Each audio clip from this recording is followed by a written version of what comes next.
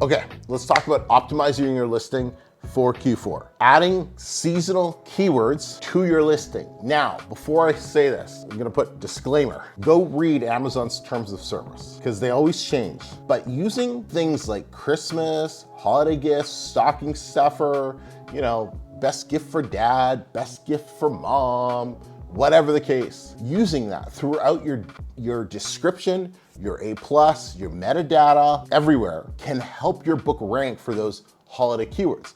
Like I said earlier though, you have to go read Amazon's terms of service because there's certain areas that you're allowed to use, Christmas gift or holiday gift, and there's certain areas you're not allowed to use that. So you have to be aware of those rules. So you have to go check Amazon's terms of service to make sure you don't violate anything. Covers, descriptions, emphasize, great gift. Like you could put a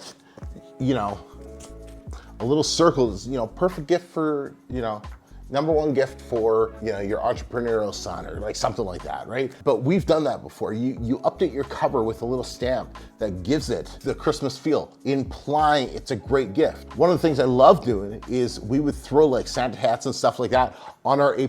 We would redo modules of our A+, usually the last module of the A+, right? Because that's where you have your call to action. And we would put little Santa hat. You don't even, see, that's the thing. You don't even have to say the word gift. If you see this, what do you think?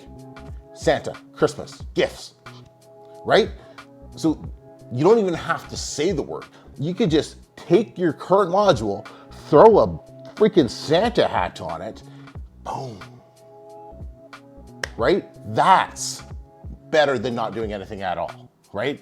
So little things like that, it does help. It does make your item a little bit more giftable, and that's all you're doing. We're just switching the position to make your book more giftable. Pricing, more traffic, the psychology of people spending more money on Amazon, the psychology of people buying more gifts at this time of the year. So what do you want to do for your prices? There's only one answer here, and that's raise them. Why? Because people are gonna pay higher prices. People at this time of the year are not looking for deals, they're looking for the best gift. So if you can position your book as the go-to gift this holiday season for little Timmy or little Jenny or whoever the case is, if you can position your book as the best gift for them, you can charge more for it. And that's what you really should be doing.